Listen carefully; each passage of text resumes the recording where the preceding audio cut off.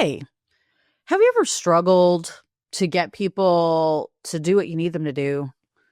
Have you ever been in a conversation with someone trying to negotiate a solution or something you want, and they're just not making sense? And you're like, wait a minute, this is a win-win, and I don't understand why this other person can't get that.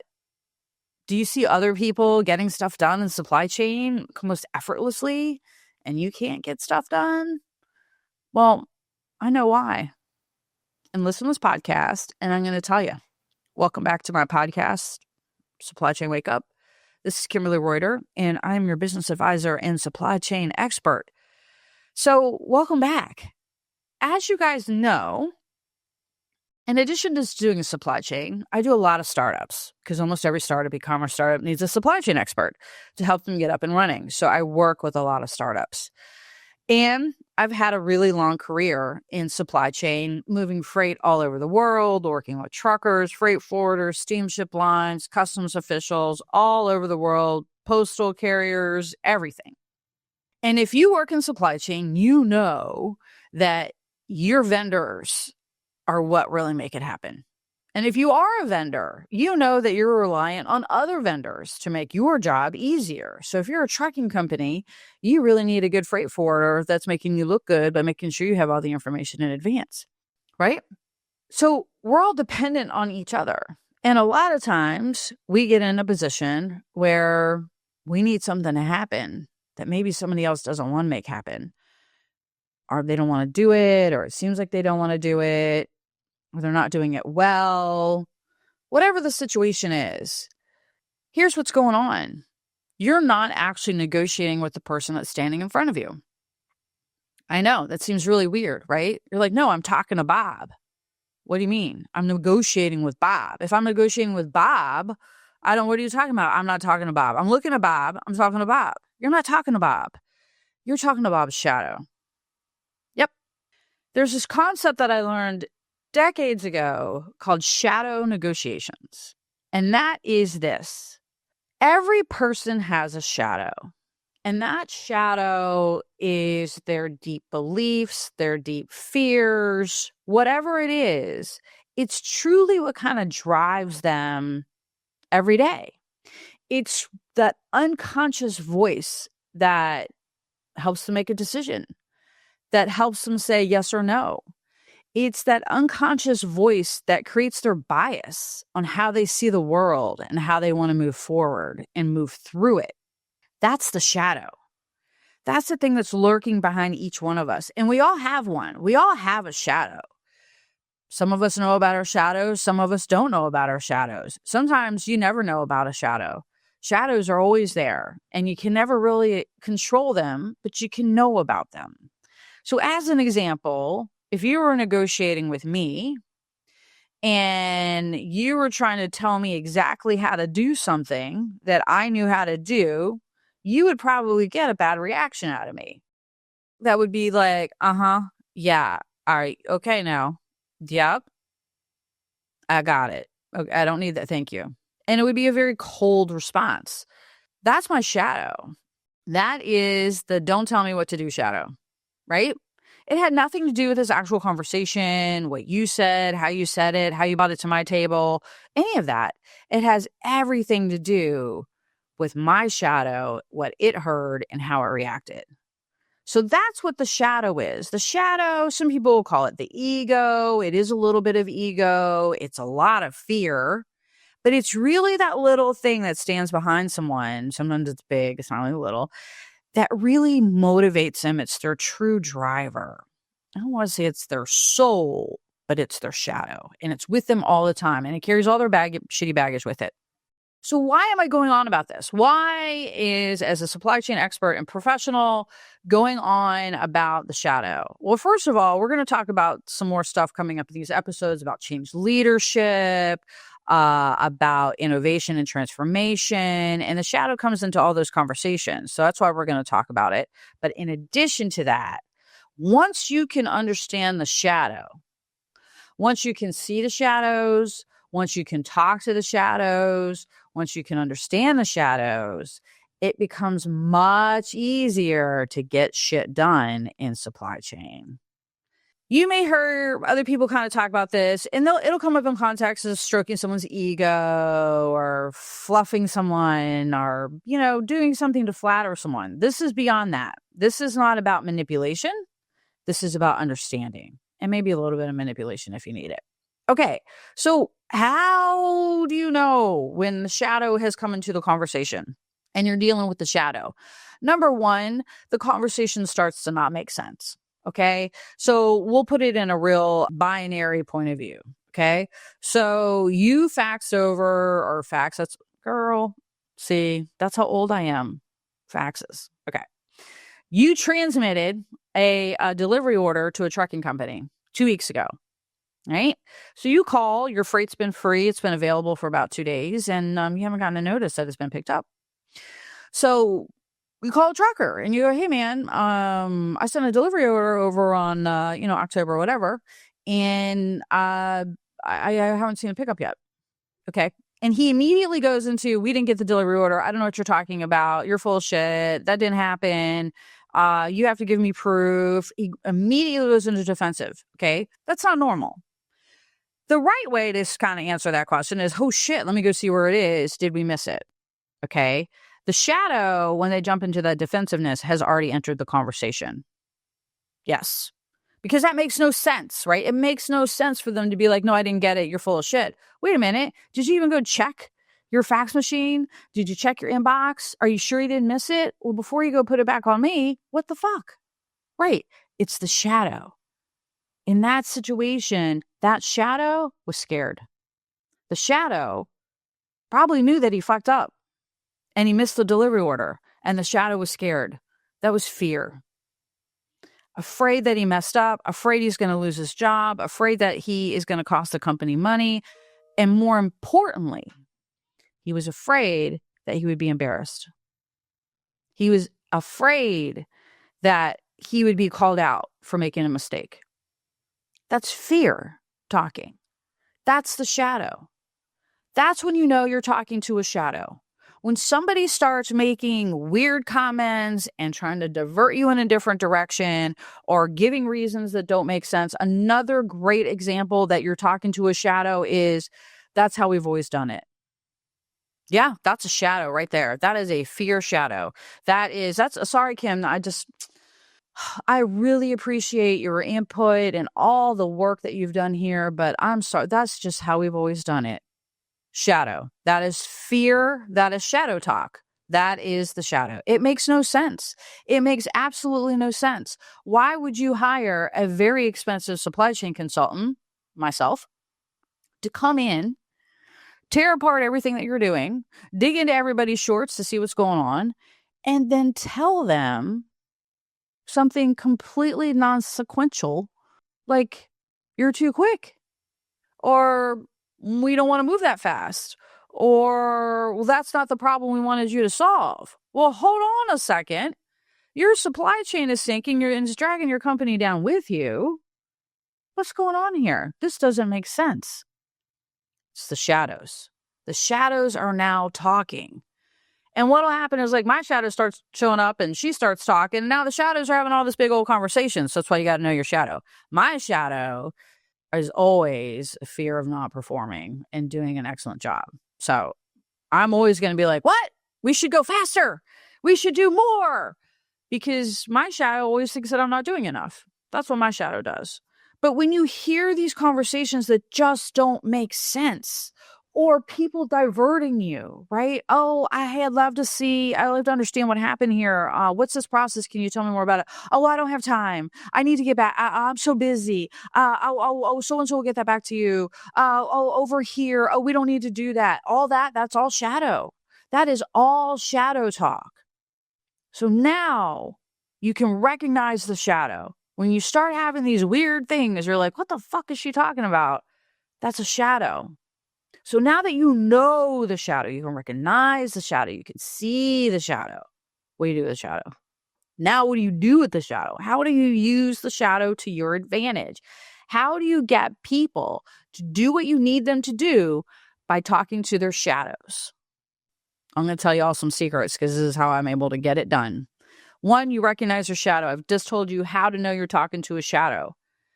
Number two, what's the shadow saying? What is the shadow trying to tell you? What is going on in this room? And here's where I first learned to use my shadow and talk to someone else's shadow. This was way long ago when I was working for a freight forwarder broker in Baltimore, and they wanted me to take on new responsibilities, but I wanted more money. It's reasonable, right? You want me to do more work, be more responsible, you're going to have to pay me more. I'm not asking for a lot here, okay? But when I went to the boss at the time, and this is like 25, 30 years ago. So y'all, things were different back then. His son worked for the company. Nepotism was rampant. And there's just a lot of going on. Okay. So I go to the boss, Bob, and I'm like, hey, blah, blah, blah, but I need a pay increase if you want me to do this. And he says, no. And I'm like, what are you talking about? No, you want me to take over as manager, but you don't want to pay me more. I don't understand. Oh, Kim, we can't do that. Oh, it's just, the budget. Oh, it's all bullshit, right? It's all bullshit. Everything he was saying coming out of his mouth was total bullshit. At the time, I didn't understand what's going on because I didn't understand shadows then. This conversation, this negotiation, I'm actually working for the company. Keep in mind, I'm actually an employee already. This negotiation goes on for about 3 weeks, and they just keep giving me the same answer. No, we can't do that. No, we can't do that. No, and it's like, wait a minute, this does not make sense. I know how much money you have. I have an idea of what other people here are making. I don't understand why you would not give me more money when you give me more responsibility. And I kept saying no. No, I'm not going to do it. No, thank you. No, no, no. I kept saying no. So we're at the standstill. Okay. I'm still actually working for the company, and we're at the standstill with I'm not going to take on the additional responsibilities, and they're not going to pay me. But they still expect me to do the job. So you know where this is headed, right? They're just going to try to fire me here soon because they're getting pissed off about it. Well, this is when I learned about shadow negotiations. And what was really happening here, it wasn't that the company didn't think I was worth the money or that they didn't really want to pay me the money. The issue was that I would be making more money than some of the other people at the company, namely the guy's son. And that bothered him. And he didn't think that that was appropriate because he believed that you should make more money based on how long you had worked on the company, not necessarily your responsibilities. He was an old school dude. He had been with the company for like fucking ever. Obviously, he's brought in his children so that they can work there for fucking ever. And that's what he believed. When you worked 5 years, you got a promotion. When you worked 10 years, you got a promotion. And that's when you got your raises. That's how he believed companies should be worked and run. And that's how you should bonus and reward people, is on longevity, not on performance. So now we have this old way of thinking and promoting people, which has probably served this guy all of his life, right? It's worked. He's had people who stay there for a long time. They come in as a junior employee. They learn there. They grow there. It's worked. But unfortunately, it doesn't work anymore. Now we have a situation where you have someone who has just as much experience, if not more experience, and potentially even better at their job than the people that you have sitting in your office. But you won't pay her more because you're afraid if the rest of the team finds out, they will be upset. It was fear. It was his fear and his sense of what was right and wrong that was keeping him from giving me the money that I wanted. That's what it was. It was not about the budget. It wasn't about how much money he had in the coffers. It wasn't about how much corporate thinks we should pay you. All those bullshit answers he was giving me for 3 weeks. Bullshit. It simply came down to the fact that his shadow believed that in order for me to get a raise, I should be there for X number of years, and I should not make more money than other people who are working there, who have been there longer. That was his thing. That's what the negotiation was about. It was not about budget. It was not about approved salary. It was about his shadow. That's how you see a shadow. That's what a shadow looks like. Check for the shadows. Okay. What do you do with that shadow? Now I know the guy's shadow. I know what his shadow is. I know what's going on. So you know what I did? I made a deal for vacation. And if you all have been listening to this podcast, you know this is my little secret weapon. I always negotiate with vacations. The guy would not give me more money. Again, this is old school. This is back in the day where, you earned your vacation. You got like 3 days vacation for the first 2 years and you had to like stack them up to do anything. Like this is some old school shit. We didn't even have insurance back then. Like you had to work there for 6 months before you could even have insurance. This is way back, y'all. This is back. Not quite muckrakers, but we're getting there. So, payment and pay and all that kind of stuff was somewhat discretionary, right? It wasn't, there wasn't really an HR person or an HR team that I could go to say, hey, this is happening, or someone looking over the shoulder. So I go to this guy and I go, look, I get some Alicia, who you guys have talked to. It gives me a little bit of education on what's going on in the shadow. This is where I learned about the shadow. And she gives me some advice. And I go back to this guy and I go, look, I understand that your hands are kind of tied with the salaries. Like, I get that, you feel like you don't have a lot of flexibility here. Now, I didn't call him out on what it was, right? Because I don't need to embarrass the guy. I'm trying to get something out of him. So I go, I get it. How about this? How about if I get 2 weeks of extra vacation a year? And I can take it whenever I want. It's paid vacation. It's between you and me. I don't have to put it in the books. I'm just not going to be in the office. Anytime I'm going to be out for more than 2 days or so, then we're going to have to put that on the books because somebody's going to have to notice. But what if you just give me 2 extra days of vacation or 2 weeks extra vacation a year? And at the time, I think I had like 3 or 4 days. So now I have like 3 weeks vacation. How about if you give me 2 weeks vacation? Now, of course, he goes back and he hems and haws because, again, this goes against his shadow, right? Of you have to work here for a long time to earn this benefit. But it saves his face. And it gets him what he wants while it gets me what I want. And his shadow is safe. I'm not getting paid on paper more than anybody else in the company. I'm not going to raise questions at the dinner table on why she's making more than I am. I'm not going to make him look like a fool in front of the rest of his team. I am going to get my extra 2 weeks of vacation. That's what I'm going to get. And it's going to be amazing. And he gets what he wants and I get what I want.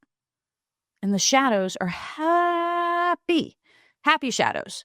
So how do you apply this to your supply chain world? You're in there, you're like, wow, this is awesome. Like, what do I do with this? Like, I'm going to try to use this to get some of my trucks moved or my freight cleared or my booking notices received or whatever it is that you want to do in supply chain. How do you use this every day? This is what you're going to do. So today, the next person you talk to that you just can't get them to do something right, or you just can't get them to do it, or they're negotiating with you, or they're arguing with you, or they're just not doing it, take a breath. Sit with it for a second. What's going on here? Ask yourself, what is going on here? What is actually happening? What could be driving this person to do this? And just sit with it for a minute, and it'll probably come to you. It's almost always based on fear. So let's do the trucker. Let's use a freight forwarder. Freight forwarder can't get your booking done, blah, blah, blah. You're yelling, screaming on the phone. They're like, I don't know what I'm going to do. I can't help you. I don't know when the next one is, blah, blah, blah. They're probably really stressed out. They can't get the information for you because it's going to take a minute. You don't have a minute. Like, it's gotten out of control. Okay. The shadows are in. They're fighting. Take a breath, sit back. That person is worried about not being able to get you the right information. That's what it is. So they're defensive. Take a breath and address the shadow. Address the shadow. Hey, Rhea, I know we just kind of got excited there and getting a little bit heated. My biggest fear here, Rhea, is that my booking is not going to get done and I'm not going to make this ship. That's what's going to happen here. So what's going on your end? What's happening? Why can't you do this?